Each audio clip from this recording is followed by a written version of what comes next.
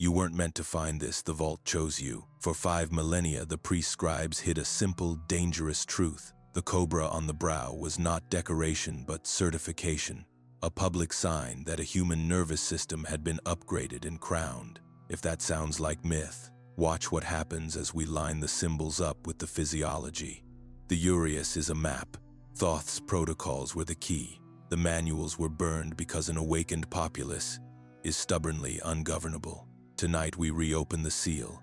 3 ancient receipts, 3 modern signals, a 7-gate hygiene to keep you safe, and a first proof you can test in 7 days.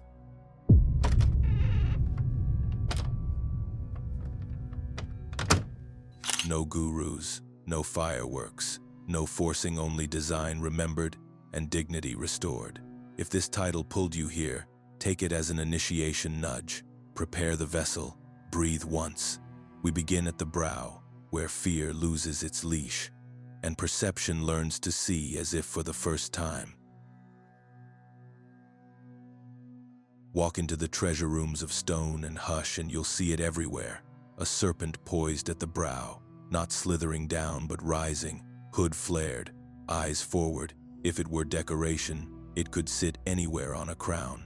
Instead, it is riveted to the single gate the ancients treated as the hinge of perception, the point where thought becomes sight and sight becomes insight. The Uraeus isn't a mascot, it's a certificate. It told the public, without a word, that the person before them had completed a training that didn't make them special so much as stable, able to meet power without panic, temptation without collapse, praise without inflation. The badge announced not birthright, but integration, a nervous system reorganized, a mind bridged, a heart steady under heat. If you can read the geometry, you can read the claim. Look closely at how they carved it. The body coils with potential at the headband, arcing from the center line as if launched by breath. A solar disk often rests above the hood, not a halo, but a signal. Crown, fire, available, not always lit. Panel after panel repeats the same proportions. The serpent emerges from a band that binds the temples, as if a new circuit had been soldered between hemispheres to hold steady focus without strain. The message in stone is blunt. When the inner current rises safely, perception changes state. You don't become superhuman, you become properly human, less reactive, more precise, less owned by fear, more available to truth. That is why the Uraeus faces forward. It doesn't look back at the wearer. It looks at the world, announcing, this gaze won't flinch. Some parts of this teaching can't live on a platform that rewards heat over depth. Join our free newsletter via the link in the description. For a limited time, you'll also receive a free ebook copy of our book when you enter your email. Certain protocols are too sensitive for YouTube. Step inside now so you don't miss what we can only send privately. Initiation wasn't a weekend indulgence. It was years of rooting and cleansing, truthful speech, disciplined attention, plain service. Teachers watched for inflation and for collapse. If the current rushed and the mind grew loud, the right paused. If the current rose and the heart grew quiet, the right continued. Seen by the world, earned in silence, said one line from the old manuals. The sentence mattered because the badge didn't promise magic. It promised responsibility. A brow seal told the village, this person can carry charge without superiority. This person can decide under pressure without selling the soul for approval. That is the meaning of sovereignty in the Hermetic sense, not ruling others, but no longer being ruled by the weather inside your own skull. Why would empires fear such a badge? Because a populace with self-governed nervous systems is expensive to control. You can't sell terror to a body that breathes truth under pressure. You can't herd minds that widen attention at will and feel the whole room before reacting. You can't buy loyalty from someone who has found a steadier reward than applause. The serpent on the brow threatened the business model of rule by agitation. So stories were rewritten and symbols blurred until the Uraeus could be dismissed as royal branding, a pretty flourish for kings, not a public certification you could aspire to. Move the meaning from earned to born, and the latter is gone. How do you read the sign the way a temple reader would? Begin with the triangulation of gaze. Serpent's eye, your brow point, the disc above. Let your eyes rest softly at the bridge of the nose. No squinting, no strain. Breathe out a little longer than you breathe in. Watch whether your focus narrows to consume the image or widens to include the space around it. A forced stare heats the forehead and makes thought noisy. A receptive look cools the jaw and makes listening easy. The symbol isn't a command. It is an invitation to notice what your mind does when confronted with a claim of sovereignty. Do you lean forward to take? Do you back away? Or do you let it meet you where you are and see what changes without effort? Notice the pairings too. On some crowns, the serpent is joined by a vulture. On others, by twin cobras. To the untrained eye, its crowded design. To a practitioner, its covenant. Rise must be matched by care, sight by shelter, fire by shade. When twin uraei appear, the headband is thicker, as if the skull were girded for balance rather than dominance. Stand before such reliefs, even if only in a book, and track your body. Does your breath drop into the belly? Do your shoulders unclench? Do your eyes moisten without drama? These are not tricks. They are the nervous system recognizing a pattern it trusts. There is an old test, simple and severe.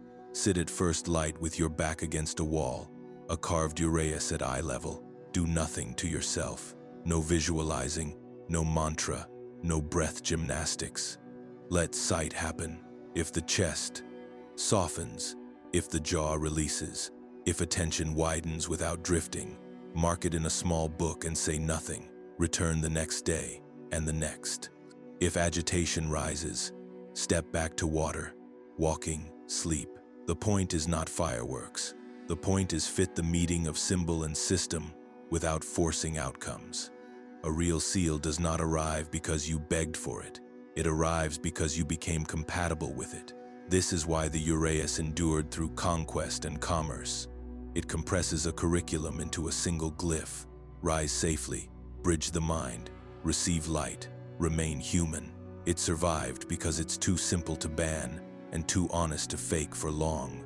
You will see it now in places you missed before, on lintels, in museums, in books and dreams, and when you do, a quiet part of you will check your own conduct before you check the carving. That is the work. The sign isn't an invitation to collect images. It is a mirror asking a practical question. Can you hold more light without creating more shadow? When the answer is yes more often than no, the serpent does not flatter you. It simply fits. Forget the fireworks videos and the breath as hero routines. The current we're speaking about is not a toy, not a stunt, not a badge to wave on cue. It is an old, quiet intelligence that knows your wiring better than your will does. When it moves cleanly, it moves because the body has become compatible, not because the ego has found a clever lever. Think of it less as petrol poured onto a flame, and more as a river that chooses channels that won't collapse the bank. When the river rises, it brings order.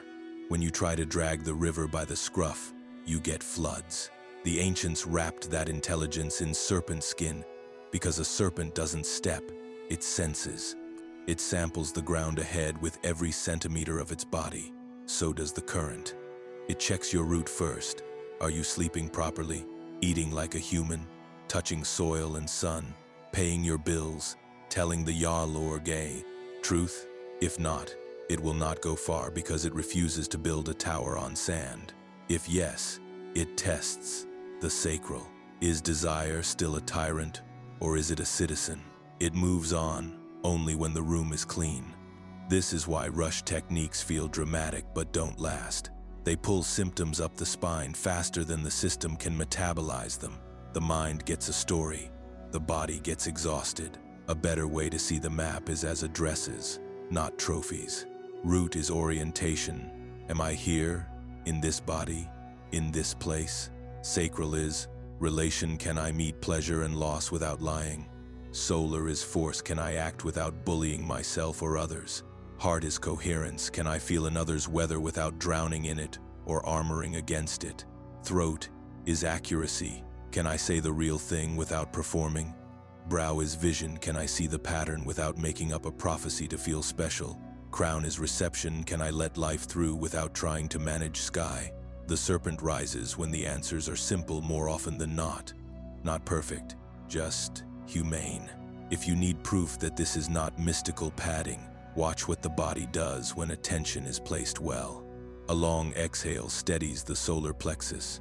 The heart's rhythm begins to look like a clean wave instead of a saw blade. The mind stops chewing the same fear for the 10th time. The jaw unclenches. People call that relaxation. It is also intelligence coming online. In some labs, when someone sits with sincere gratitude and breathes evenly for a while, the electrical language of the heart and the brain line up more neatly. The person leaves calmer and harder to provoke. You don't need a white coat to know it's real. You can feel it from across a room when someone has settled into dignity without making a speech about it. The serpent also edits perception. Seeing stops being a narrow, hungry stare and becomes a wider, kinder field. Colors feel honest. Edges soften without going fuzzy. Sounds separate into layers. The room, the street, the bird, your own breath. You notice how often you used to reach for stimulation just to avoid feeling the moment you were already in. That reaching is what empires count on. The current removes the itch by teaching the nervous system to enjoy enoughness. This is why activated people are irritating to those selling panic. They don't bite the hook. They look, breathe, choose. There is a rhythm to sane ascent. First, the current cleans. It moves down as well as up, and this confuses chasers of higher. Sleep deepens, digestion steadies, relationships quietly improve because you stop using other people as props. Next, the current teaches attention, not concentration by force, but the kind of steady gaze the Uraeus points to. You can hold a thought without strangling it. You can let a feeling finish without yanking the plug. Only then does the current open the more volatile room's vision, voice, the thin places behind the brow and above the crown. If that sounds slow, good. Slowness is a filter. It keeps out the part of you that wants a badge by Friday. What happens if you push? The body tells you quickly. Heat without kindness. Insomnia with sermons. Crown pressure that makes you brittle and loud. A need to correct others. To be recognized as arrived. To collect mystical nouns to wear like jewelry. These are not sins. They are signs that the river has been strong, armed, and is pushing back. The remedy is simple and unglamorous. Downshift. Heavy food for a day or two. Long walks. No work on the third eye. Honest conversation with someone who won't be impressed. The current will stop scolding when you stop forcing. You can also learn to listen without grabbing. A plain evening practice does more than any exotic technique. Sit. Let the breath count itself up to 10 and back to 1. If you lose count, start again without insult. Rest your eyes behind the eyes. Keep the jaw easy, tongue loose, shoulders dropped. 10 minutes is plenty. Watch what the body volunteers. A little warmth at the base of the skull, a softening at the sternum, a faint pressure at the brow that isn't a headache, not performance information. If nothing happens, nothing is wrong. The river is memorizing your banks. Show up again tomorrow. This intelligence also knows ethics. People imagine awakening will make them more dazzling. More often it makes them more reliable. You say you'll be there, and you are. You feel the urge to speak, and you wait until the urge is clean. You want to show someone a door, and you remember they might not be ready, so you stand nearby instead of dragging. The current prefers quiet upgrades that the world discovers by feeling safer around you. If your activation is real, strangers relax. Children like you. Animals stop flinching. You stop treating service as a performance and start treating it as housekeeping. None of this is meant to put magic under glass. It is meant to keep you from lighting a fuse just to feel important. The serpent is not impressed by your impatience. It is not moved by your hashtags.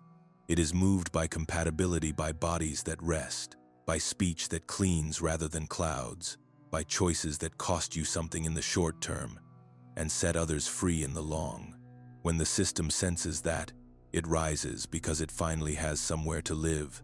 Hold this shape in your mind as we move forward, a current that selects safety over spectacle, coherence over display, service over status. If that is what the Uraeus certified, then it becomes clearer why those who sell control would try to erase the manuals and call the symptoms heresy. The next room shows you how they did it and why the fragments that survived are worth learning to read. If the Uraeus certified a sovereign nervous system, then any empire built on managing fear had a problem. You don't rule a populace that can widen its attention at will and breathe through bait. You rewrite their instruction manual, bury what you can, and dress the rest for parade. That is the playbook, and it's older than most flags. Start where the paper trail thins, flames at a library, scrolls gone to smoke, the quiet after. It doesn't even matter which conqueror you prefer in the story. The pattern repeats. The safest way to neuter a technology is to strip it of sequence. Remove the order of operations, and you turn a living protocol into trivia. Keep the glamour, lose the grounding. Keep the crown, lose the rooting. Keep the serpent, blur the gates. The public sees the badge and forgets that it was once a receipt. Power learned to mistrust ecstatic bodies because they don't take orders reliably. So symptoms that temples once monitored as part of a careful ascent were repackaged as moral danger or medical scandal. Brow pressure became a devil knocking. Heart heat became madness. Tears without drama became weakness. Visionaries were relabeled as liabilities, then punished for failing to stay inside the working day. If you think that sounds medieval, scroll your feed. Anyone too calm under pressure is still accused of being cold. Anyone too awake to panic is still mocked as naive. It's an old reflex in a new outfit. At the same time, the market discovered there was profit in crumbs. Turn initiation into spectacle and sell the costumes. Rank people by what they wear, not what they can carry. Replace earned with born so only the chosen get the crown. The logic is brutal and efficient. If the Uraeus is a birthright, the latter disappears. If the latter disappears, the populace stays where it is, arguing over pageantry while the manuals gather dust. Translation helped the erasure along. Copy a text enough times through enough tongues and the verbs soften. A stern, do not force becomes a poetic, seek the light. And seekers, impatient as we all are, choose the easiest sentence to obey. Scribal cautionary notes get mistaken for theology. Hygiene protocols sound like superstition when your only metric for truth is whether it flatters you. The result is a museum of phrases divorced from the bodies that once verified them.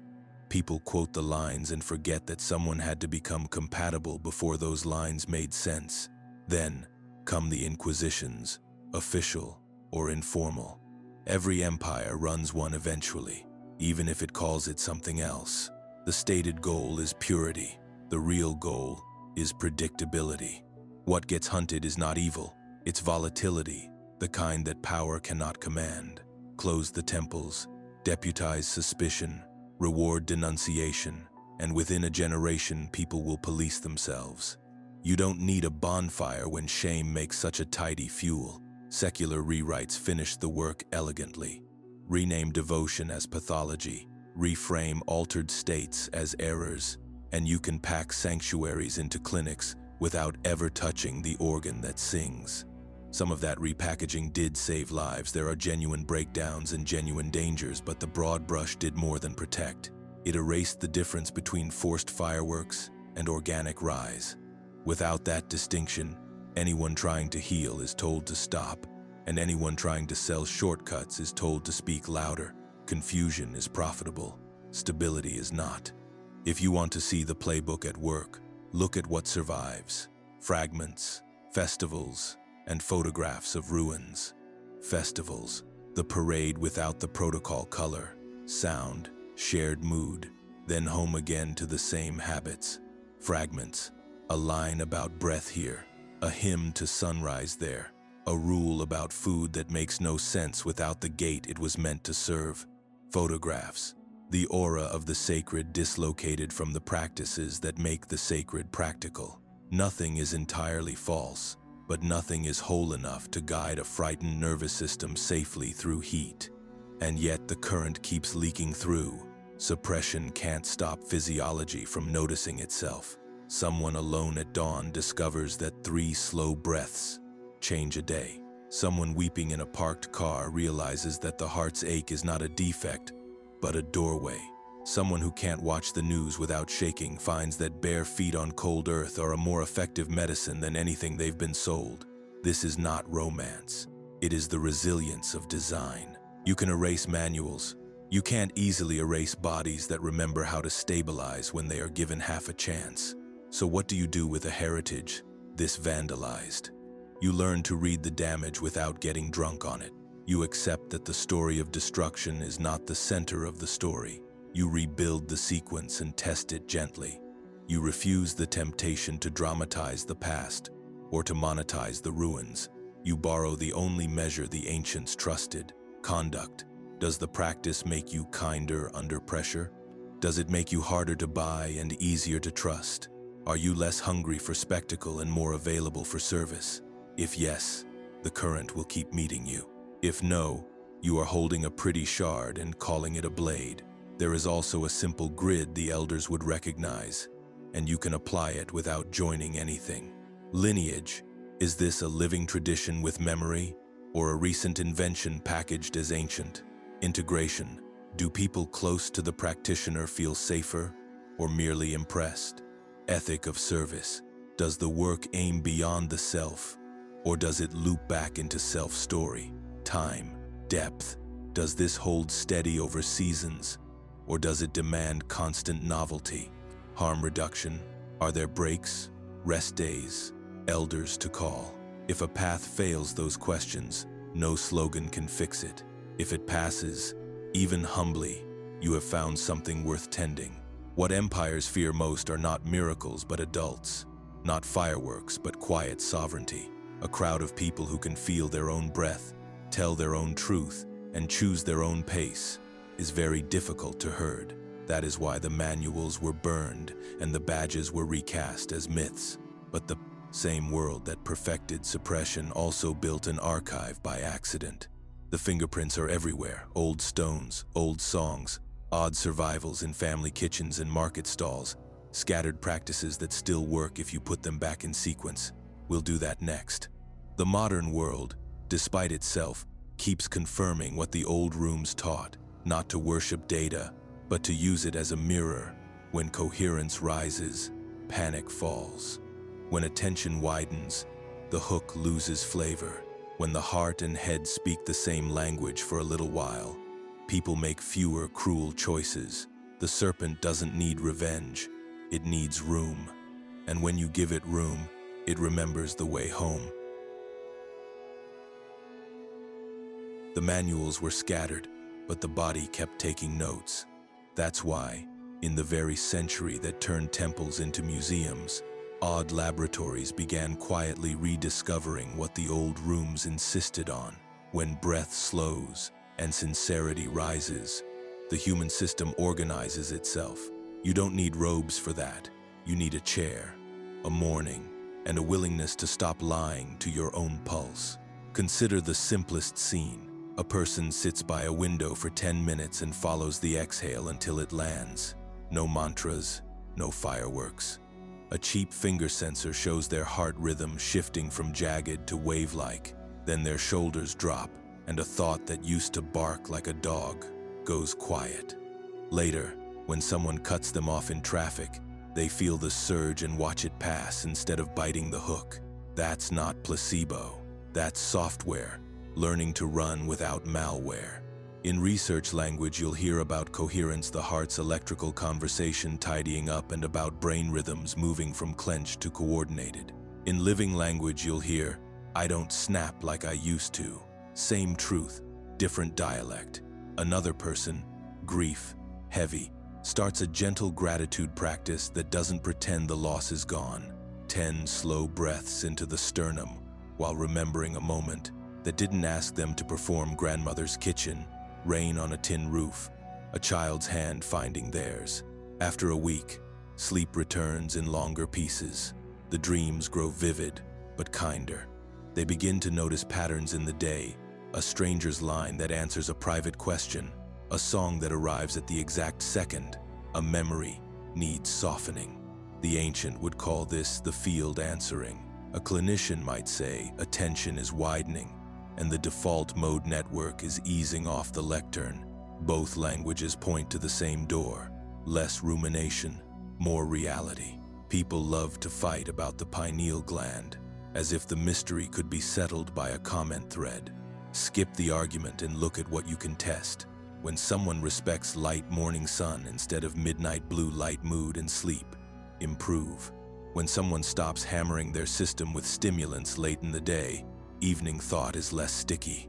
When someone drinks water like it matters and stops calling 5 hours a night, fine, headaches lift, and the crown stops screaming for attention. Whether you want to name molecules or mysteries, the body keeps rewarding honesty with access. There are also the dangerous echoes, proof that fragments without sequence can rattle the bones. Quick stacks of hot techniques, sold as shortcuts, make the crown feel like a siren and the brow like a migraine with opinions. People who haven't touched soil in a week and haven't told themselves the truth in a month try to launch through the roof because a video told them they could. The result is agitation dressed as revelation. Insomnia preaches at 3 a.m. Grandiosity borrows sacred nouns. Friends get treated like an audience. None of that means the current is fake. It means the current refuses to be bullied into a theater show. If you want modern echoes that ring like the old bells, look for 3 signatures appearing together: steadier physiology, kinder conduct, and cleaner perception. Steadier physiology is simple: breath that doesn't panic under pressure, pulse that returns home faster after a shock, sleep that mends instead of merely knocking you out. Kinder conduct is even simpler. You apologize quicker, you interrupt less, you stop mining conversations for proof that you're right. Cleaner perception is the quiet miracle. You can hold a paradox without trying to kill one side. You can feel another person's weather without making it your job to fix the sky. And colors stop begging for your attention because your attention has learned to be enough. Small case studies are often better than big claims. A nurse on night shifts adds a dawn ritual on her days off, bare feet on the balcony for 3 minutes, eyes soft toward the horizon, 10 slow exhales. After a month, the household notices fewer sharp edges in her voice and more gaps between impulse and reply. A teacher in a noisy city practices 3 gratitude breaths between classes. Referrals to the office drop because the room takes its cue from the adult who stopped leaking panic. A bus mechanic who never liked spiritual talk starts walking after dinner and leaves the phone at home. His partner says, "You're easier to come home to." No one posted those results. No one can sell that as a course. That's why it works. Technology can help or harm depending on who's holding it. Wearables that nudge you to breathe are fine if they teach you to eventually notice without the nudge. Apps that deliver a new trick every day can be amusing, but the system you're trying to stabilize hates novelty as a diet. It likes rhythm. Keep one practice long enough to be bored by it, and boredom will turn out to be the gatekeeper who was trying to see if you were serious. When the mind stops demanding a treat for every 10 minutes of stillness, the deeper current begins to trust you with quieter rooms. If you must use numbers, use them humbly. A higher HRV is nice. A lower resting panic is better. Tracking sleep. Stages can be informative. Tracking whether you're less cruel when tired is the actual exam. A bright scan is interesting. A neighbor who doesn't fear you is sacred data. The ancients would have tilted the scale this way. Does your practice make commerce's favorite levers, fear and desire, less effective on you?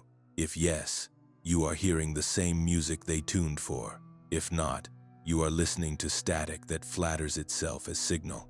You'll also notice a social echo. Real rise tends to dissolve the need to perform awakening. You show up where you said you would. You help without making a post about helping. You let someone else have the insight without relocating the spotlight to your face. And when the odd days come, because they do, when you feel prickly and unkind, you don't call it shadow work to romanticize it. You call it what it is and clean it up before it spreads. That humility is not a side effect, it's a signature. The crown doesn't sit on heads that need applause to stay upright. So yes, the modern world keeps trying to confirm in clinical language what the old rooms mastered in ritual language. Coherence tames chaos. Attention widened beats attention weaponized. Honest bodies are easier to upgrade. The echo matters because it lets skeptics step in without swallowing a mythology they're not ready for. But the echo is not the source. Numbers are maps, not mountains. You climb by putting one clean step after another, and by refusing the spectacular detours that sell scenery and deliver cliff edges. The next movement belongs to your hands. The primer wasn't meant to impress you. It was meant to keep you safe while you become compatible. Gates before fireworks, hygiene before ascent, rhythm before reach. That is how a scattered archive becomes a living lineage, again one breath, then another, until the serpent recognizes a home it can trust. Before anyone in the old rooms invited the serpent to climb, they made the house hospitable. Not holy in the theatrical sense, hospitable in the practical sense, like sweeping a floor before you unroll a mat. Purification wasn't punishment, it was preparation. 7 ordinary doors that turn the nervous system from skittish to steady, so the rise feels like a homecoming, not a raid. The first door is earth. Bodies forget they were designed to touch ground, so you remind yours. Bare feet meet soil, stone, wood, or even a cold tile that isn't lying about what it is. Knees soften, the jaw lets go. The exhale lengthens itself without being told. Stand there long enough to feel small weather patterns in your calves and ankles, long enough to watch the mind try to sell you a reason to go back to the chair, long enough to become slightly bored. Boredom is your ally here. It is the gatekeeper who asks if you are serious or just flirting. Then, water. Not as a superstition, but as a relationship. You lift a glass in the morning, not as a toast to a deity, but as an honest contract with what will become you in a few minutes. Say what you are willing to release and what you are willing to carry, out loud or in the kind of silence that has texture. Drink slowly, feeling the temperature move down and broaden the rib cage from the inside. Let there be 10 minutes afterwards where you don't speak, scroll in your head. Let the water write its small instructions on the day before the day writes on you. The third door belongs to the sun, and not the high noon roar, but the quiet mathematician of dawn. Look low toward the horizon when the light is soft enough to meet your eyes kindly, not as a dare, but as an introduction. 3 minutes is plenty, 5 is generous. The point is not quantity but quality of attention. You are telling the system what time it is, rethreading the clock so sleep and mood stop guessing. Gratitude belongs here because it is an electrical event as much as a moral one. The heart changes its language when it remembers something true. Let one memory lift that small mercy you didn't deserve but got anyway, and breathe it into the sternum like a visitor you hope will stay. Now speech, not speeches, not slogans, accuracy. The fifth door uses vowels because they are simple tuning forks everyone carries in their throat.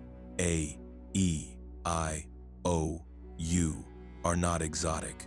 They are household tools. Sound them without theater and watch where the body vibrates. A round A settling lower than you expect. A slender E cooling the jaw. A vertical I drawing attention between the eyes. O widening the soft palate. U gathering downward like a weighted rope. You are not casting spells. You are reminding muscle, fascia, and breath that resonance means cooperation. Stop when you feel more order than when you started. There is no prize for endurance. The sixth door is the most easily abused, so it gets a softness warning. The place between the brows is not a button to be mashed. It is a doorbell to be pressed gently. One finger rests there for a few breaths, enough to say, "I'm here," not enough to bruise the skin into compliance. Bring a violet wash into the mind's theater the way you would bring a dim lamp into a dark room so you can see where you're walking. If it brightens on its own, fine. If it stays a hush of color, also fine. The point is pressure without push, light without glare, invitation without demand. Only then does the crown make sense. Palms open, elbows easy, shoulder blades sliding down the back as if they remembered they were not handles. Nothing to ask for, nothing to perform, only the posture of a roof that doesn't leak. Reception is the opposite of reaching. You are not hunting messages. You are getting out of the way enough that life can pass through you without snagging on unprocessed debris. 10 breaths is enough to know whether you are chasing or receiving. If you catch yourself sending a memo to the sky about your readiness, smile like you caught a child with their hand in the biscuit tin and return to your hands. The sequence matters less than the sincerity, but the sequence helps when sincerity is tired.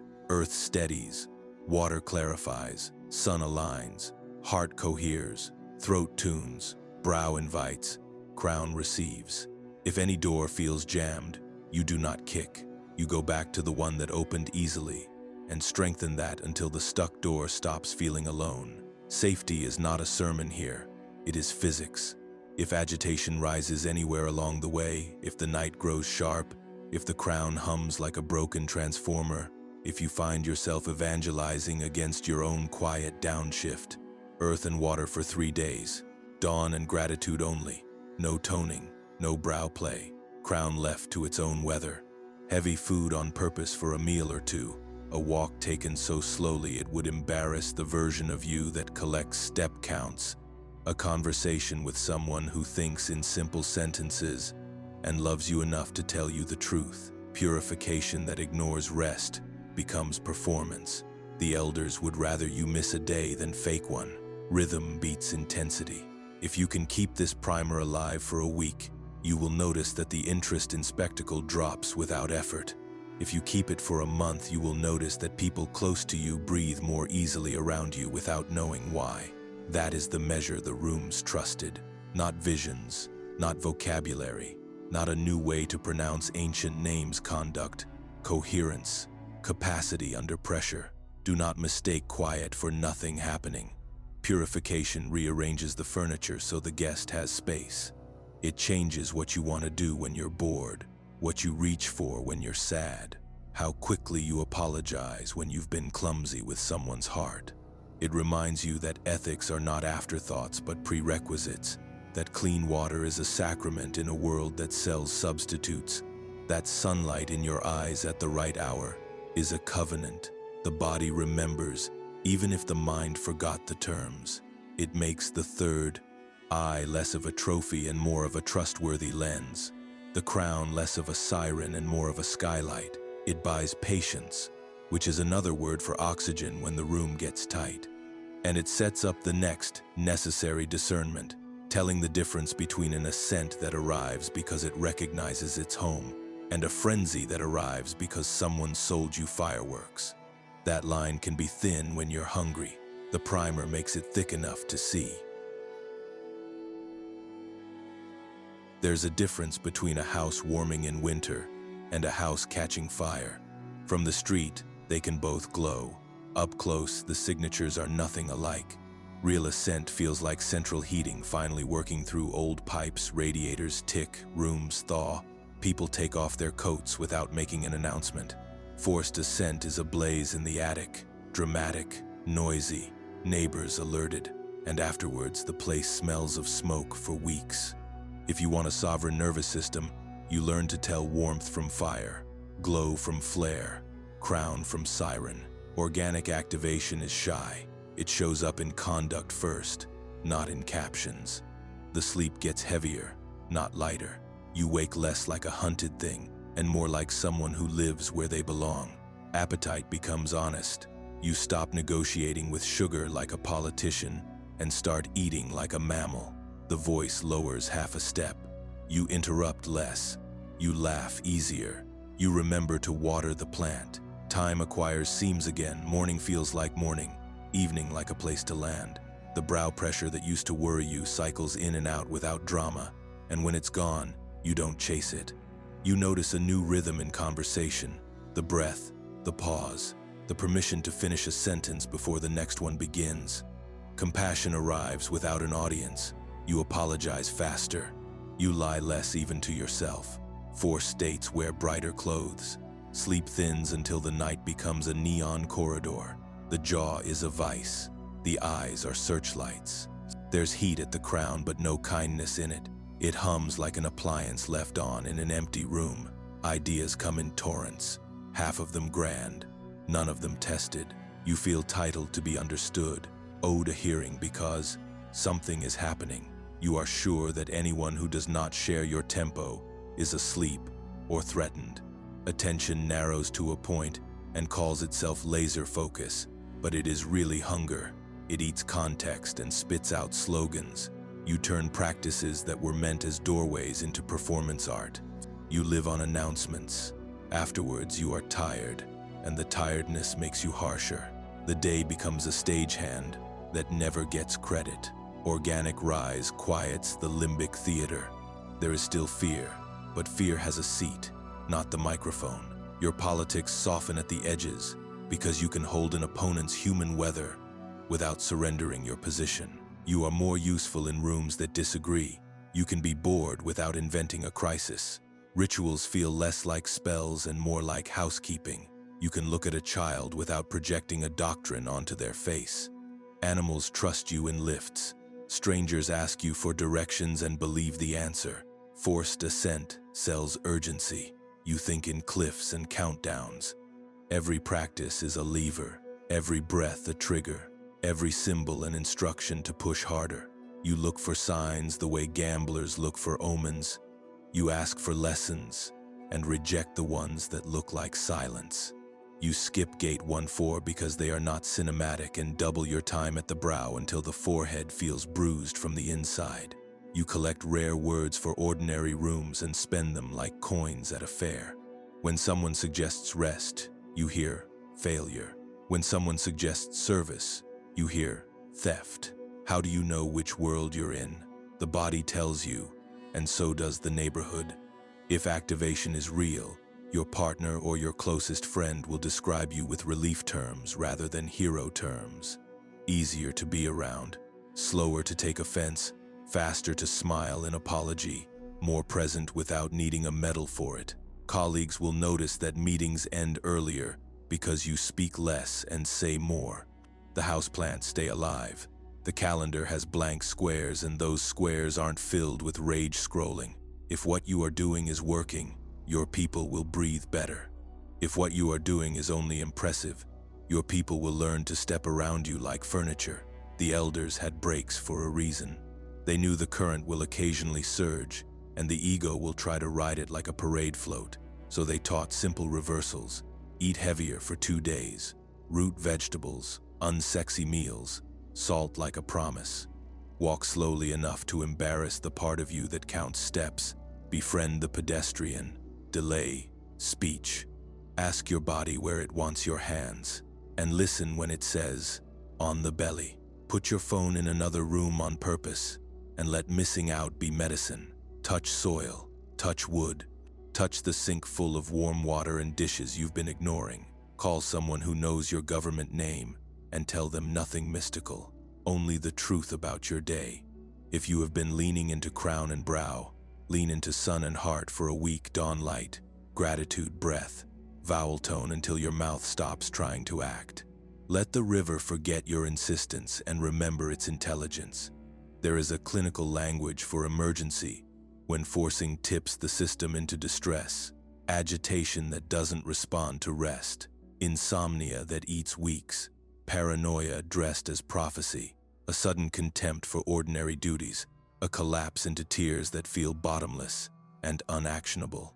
In those seasons, the bravest line is not, I'm ascending, I might need help. Elders and ethical clinicians agree on one thing: safety before stories, sleep before symbolism, food before philosophy, community before conclusions. You will not lose a crown by putting out a fire. You will earn one by refusing to burn down the house just to be seen from the next street. Test your arc with 3 small questions that empires can't grade but life can. Am I more employable as a neighbor? Do I recover faster after I'm unkind? Does my practice reduce the number of times I make other people pay for my weather? If yes, your ascent is holding shape. If no, you are chasing light and making shadow. The difference will not be solved by a more exotic chant or a rarer stone. It will be solved by humbler rhythms, repeated past the point where you can brag about them. There will be days when the organic feels dull and the forced feels cinematic. That is the trap. Cinematic is what gets you to buy tickets. Organic is what gets you a life. Choose the life. Choose the boring decency that makes a spine trustworthy and a brow fit for seeing. Choose the repetition that bores your pride enough that the serpent finally believes you aren't trying to ride it to a stage. Choose the kind of power that no one can sell you and no one can steal. When you can feel that difference in your bones, the next chapter stops being a map on a wall and starts being a route under your feet. Bridge souls aren't crowned because they can climb. They are crowned because they can carry. The current looks for shoulders that make other people lighter. If that is what you want, the flames go out, the radiators tick on, and the rooms warm one by one until the house is ready for guests. Some people don't need a sales pitch. They arrived with the wires exposed. They were the child who stared past the teacher's shoulder and heard the fluorescent hum like a warning. They grew up allergic to rigged games, suspicious of applause that cost someone else their dignity. When they tried to fit, their skin itched. When they tried to rebel, spectacle bored them. They are the awkward ones at first, too sincere for irony, too tender for theater, until one day the tenderness stops being a liability and starts being a compass.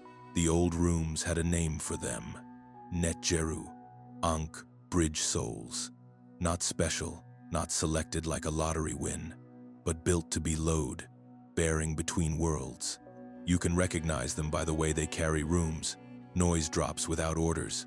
People breathe a little lower in their chests and stop reaching for the sharp joke that would score points but cut skin. The bridge soul isn't the loudest voice. They are the quiet field that makes other voices honest. Their attention is wide enough to notice who's about to leave early and why. They're the first to refill the water jug and the last to make a speech about refilling the water jug. They remember birthdays without needing a calendar alert, and when they forget, they apologize without writing a poem about it. Even before they have language for it, they keep finding themselves between nervous systems, translating panic into tasks, explaining anger to grief and grief to pride until both put down their knives. The same wiring that lets them carry others can collapse them if they don't learn boundaries. Sensitivity without skill is a solvent. It erodes identity. Bridge souls burn out because they confuse responsibility with rescue and empathy with absorption. They become the friend everyone calls and the body no one protects. They mediate strangers' storms and come home to a sink full of their own dishes and a bed they haven't slept well in for a year. They develop a private contempt for people who don't get it and then hate themselves for the contempt. They flirt with cynicism because it feels safer than hope. That is the shadow side of service. You start by wanting to help and end by resenting the world for being so heavy. The correction isn't withdrawal, it's architecture.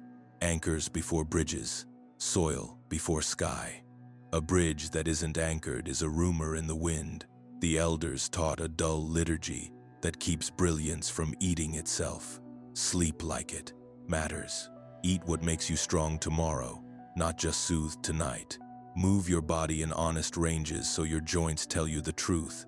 Sunlight in your eyes at hours that teach your clock. One piece of work done well without advertising it. One piece of kindness that doesn't turn into a story. Song when the room is tired. Silence when the room is raw. Simple words when the room is confused. The point isn't purity, it's capacity. You are not trying to be impressive. You are trying to be useful for a long time. Bridge souls feel a specific sorrow in crowds. So many faces, so many signals, and no clean place to plug in. The remedy is to build small anchor points and connect them what the old texts glossed as the web of Ra. Imagine a network of ordinary hearths. 3 friends who meet at dawn on different balconies and breathe for 5 minutes before the day steals their names. 2 neighbors who trade evening walks with phones left at home. A teacher who starts the first class of Monday with 60 seconds of eyes soft, shoulders down, breath together. A nurse who keeps a small bowl of water by the window and changes it at shift change, as if to reset the field. None of this trends. That is why it works. The web is not viral. It is vascular. It carries quiet blood to hungry tissue. It doesn't impress algorithms. It feeds people. If you are a bridge soul, your task is not to collect devotees. It is to become an atmosphere where panic loses nerve. You will be tempted to audition for the role of seer because people confide in you and you sometimes dream true. Resist the costume. Vision without housekeeping is a liability. Keep your appointments. Pay your bills. Return the library book. Call your mother if that's safe. Don't mistake cryptic speech for wisdom. The wise often sound like your grandmother, giving you clear instructions, because clear instructions are what keep kitchens from burning down. When a symbol lands in your lap, test it against conduct. If it makes you kinder under pressure, keep it. If it makes you feel important at the expense of someone else's dignity, salt it and let it pass. Alienation will visit, particularly when the rise sharpens your senses and the city feels like a siren. Let the loneliness teach you to build rather than to sneer. Go to the market and learn a vendor's name. Sit in the cheap seats at a community meeting and take notes instead of the mic. Look for the person in the room who is doing 3 people's jobs and ask them what would make their next month less cruel. Service is how the serpent trusts you. It doesn't measure your worth in visions. It measures your willingness to carry weight that doesn't announce itself. Signs that you're aligning with the bridge assignment are smaller than you imagined. People stop apologizing for crying in front of you. Children hand you broken things and expect you to try. Elders tell you stories they haven't told in years, and you don't fish for morals, you listen until the air changes. Pets choose your feet. Meetings end earlier. Group chats quiet down because you asked one precise question that made the argument obsolete. You do not glow, you function. Weeks later, someone says, "I don't know why, but I sleep better on the days I see you," and you thank them and change the subject. You will still need help. Bridge doesn't mean invulnerable. It means positioned. When the current surges and you feel the attic threatening to blaze, you call the friend who knows your worst jokes and best refusals. You tell them you need a stupid movie, a heavy meal, and a walk where neither of you mentions the sky. You let the platform go cold for a few days and remember that your life is not a broadcast. The web holds you when you stop performing and start repairing. All of this belongs to the same sovereign ethic, power measured by how safe others feel around you, not by how dazzled they are. That ethic turns the old badge back into a living promise. The Uraeus did not flatter rank, it certified capacity. Bridge souls are crowned, if they are crowned at all, because they make other people lighter. That is the only coronation the current recognizes. If this is you, if your life has always bent toward carrying what's awkward until it becomes ordinary, then the next piece will land like honest work, not a dare. The first protocol is small, boring, and clean. 7 days, 2 10-minute sits, no forcing, just enough attention to let the river locate your banks and decide whether it wants to rise. You don't begin with a ladder, you begin with a level. The first protocol is plain on purpose so the clever parts of your mind have nothing to grab. 7 days, morning and evening, 10 minutes each sit. No mantras, no visualizing, no breath tricks. You're not trying to change the river. You're giving the river 2 quiet banks so it can remember its course. Set a simple alarm that doesn't startle. Sit with your back-supported wall, headboard, a firm chair. Hands rest where they don't need to prove anything. Let your gaze go soft behind closed lids or half open at the floor. Feel the weight of you. Let the jaw release. Tongue relax. Shoulders drop an inch. Now attend to the exhale, the way you would attend to a friend finally telling you the truth. Count 5 natural breaths. Inhale 1, exhale 1 up to 10 and back down to 1. Lose the count. Begin again without insult. That is the practice. The simplicity is not a trick. It is the filter. Keep a small notebook that no one else gets to read. Give the page 4 short lines with the same headings each time. Date divided by time. Practice. 10/10. Signals. Conduct. Under signals, write only what actually happened. No grand nouns. No conclusions. Heated crown, mild. Brow pressure on 7th breath, then gone. Sternum softened. Tingle at sacrum. Nothing new, calm. Under conduct, you'll log your day's shape in the bearing wealth. On plainest words possible. Less snappy with partner. Skipped doom. Scroll at lunch. Apologized faster to colleague. No change. Tired. This is how you teach the mind to love evidence more than story. The ancients would have called it witness consciousness. You can call it being a decent scientist in your own house. On day 1, you may feel nothing except a small civilizing of your edges. Good. That's the level showing you where the floor is. On day 2, some people notice a faint fizz at the base of the skull, or a soft press between the brows that is not a headache. Don't lean into it. Let your attention widen whenever it narrows to hunt. On day 3, sleep often changes, either heavier and kinder, or briefly light, as the system tests the new rhythm. If sleep thins, the remedy is not more practice but more daylight in the morning, heavier supper, earlier screens off. On day 4, you may catch your hand reaching for an old habit and see it sooner. Do not narrate victory. Place the habit down without theater. On day 5, dreams often turn vivid, with images that feel like the body filing old paperwork. Do not go looking for prophecies. Write 3 nouns from the dream and move on. On day 6, a small synchronicity might tap the glass. A line you needed in a book you didn't plan to open. A message from someone you'd been meaning to forgive. Resist the urge to inflate. Call it a hello, not a headline. On day 7, the sits may feel quieter than you expected, as if the room itself were interested. Thank the room and keep the appointment. Recognition responses are not medals, they are wayfinding signs. The honest list is short. Spinal tingles that rise and subside without drama. Brow pressure that comes like a tide and recedes. Warmth at the crown that feels like ambient light, not a siren. A heart field that behaves as if it remembered a song, gratitude, without a reason. Perception widening so you can hear the room and your breath at the same time. Gentler. Conduct, where it used to be sharp. Patience where you used to sprint. Speech that lands cleaner on other people's faces. If you get any of these, note them briefly in the book and say nothing out loud for a week. Quiet consolidates signal. Boasting invites the theater back in. Red flags are also plain. Insomnia that stacks nights. Crown heat that feels like an appliance left on and makes you irritable. Compulsion to preach. Sudden contempt for ordinary duties. Tears that won't stop after the sit and don't lead to relief. If any of that shows up, you didn't fail, you found a limit. Downshift for 3 days to gates 1-4 only. Earth, water, dawn light, heart coherence. Eat heavier on purpose. Walk at the speed of honesty. Keep all screens out of the last hour before bed, and ask one human who loves you to keep you company without fixing you.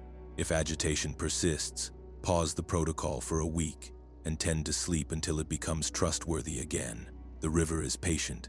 Be at least as patient as water. 2 guardrails keep seekers from hurting themselves. Description over declaration and service over spectacle. Description over declaration means your notebook says what happened, not who you are now. Less reactive with sibling beats, I am awakened. Service over spectacle means you test the value of the practice where it can't hide in relationships, in money choices, in how you behave with people who can't reward you. Pay the bill you've been avoiding. Return the call you promised. Hold the door and mean it. If your sits don't improve conduct, they're entertainment.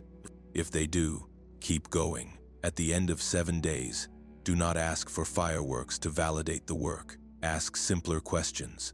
Did breath become easier to find in an argument? Did sleep come closer to mending than to knocking you out? Did a petty cruelty lose its appeal? Did you tell the truth one sentence earlier than usual? If yes to any, you have your first proof. Not a halo, a hinge. The vessel is listening. You became slightly more compatible with what the brow seal was built to signify.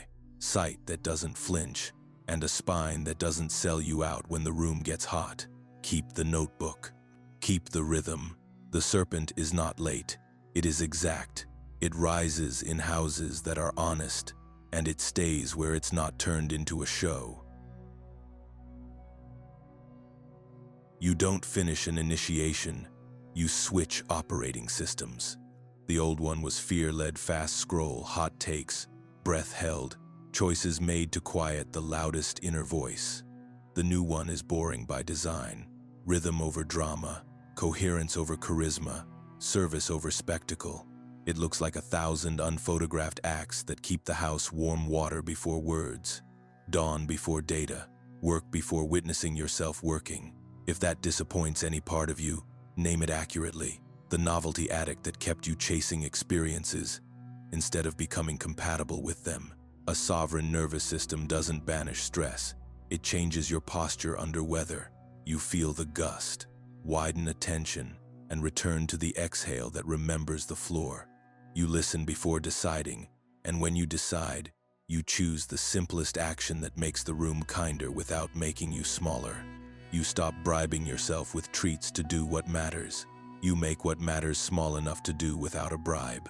Integrity becomes less of a speech and more of a schedule. You keep the tiny promises that repair trust at home. The call returned, the message answered, the apology made while it's still fresh. Planetary timing is real enough without mystique. Collective fields are agitated. More people are reporting threshold moments, quickenings, odd dreams, brief flashes behind the brow. Acceleration is opportunity and risk. Without hygiene and pace, the same currents that carry you can unroof you. With hygiene and pace, the surge becomes a tailwind. This is why the ancients sealed the manuals, not because awakening is rare, but because it is weight-bearing. They wanted adults at the gate, people who can carry charge without burning the village that raised them. What does a day look like when the badge means capacity, not theater? It begins like a craftsman's morning. Rise without haste, water with intention, sunlight on the eyes, while gratitude finds a true memory. A few minutes of breath, the way a musician tunes strings quietly, away from the crowd. Work done in honest ranges. Food that lets you be decent in the afternoon. Words that clean rather than cloud. Screens that end before sleep, so sleep can earn its old name again. Repair. This isn't monk cosplay. It's modern housekeeping for an electrical body. Ethics stop sounding like rules and start sounding like architecture. Tell the truth sooner, especially when the truth is small. Pay what you owe without dragging story into the room to bargain for you. Keep confidences and turn down gossip like a drink that always makes you worse. Guard the people who can't reward you. Return things. Answer messages when silence would make someone doubt their worth. Stand still when the hook is shiny. Move when someone vulnerable needs a witness more than a lecture. The room learns your rhythm and relaxes into it. That relaxation is the crown's real throne. You will still stumble. You will still have days where the attic hums and the brow is noisy, and your patience evaporates in a queue. The difference now is recovery. You catch your breath sooner, shorten the apology, widen attention, and pick up the thread you dropped without punishing yourself for being human. You remember the breaks without inventing a crisis to use them. You accept that some seasons ask for more earth and fewer stars, more dishes and fewer visions, more sleep and fewer theories. Humility becomes oxygen. It keeps the flame useful. Service quietly replaces performance. You measure a practice by how it changes the air around you, not by how it photographs. You are less interested in convincing anyone and more interested in becoming a place where their nervous system can rest for 5 minutes. You hold a standard that doesn't require a pedestal. You bring sunlight to meetings and water to arguments, and silence to rooms already full of opinions. You still have convictions, you just waste less time staging them. The crown stops being a siren and becomes a skylight. If you need a North Star, borrow this. Power is what other people feel safer to do in your presence. Can a child be messy and still be loved near you? Can an elder be slow and still feel worthy near you? Can a stranger make a mistake and still keep their dignity near you? If yes, the badge fits. If not yet, you have your next practice. It probably isn't more crown, it's cleaner heart, steadier sleep, simpler speech. There will be days when you doubt all of this and want a sign loud enough to drown your questions. Here's the quieter sign. Ordinary life stops feeling like an interruption to your path and starts feeling like the path itself. The commute becomes a breath lab. The kitchen becomes a temple of clean water and decent food. The phone becomes a tool you put down. Your face starts telling the truth before your mouth does. And then most days, your mouth follows. That's when the Uraeus stops being a picture in a book and starts being a behavior in a room. There are sections we'll never publish. Publicly subscribe to the free newsletter via the link in the description to receive the private notes. And for a limited time, you'll also get a free ebook copy of our book when you enter your email. If you're serious about authentic activation, don't watch from the outside, step in. If you feel this on a deep level, comment, "I get the code."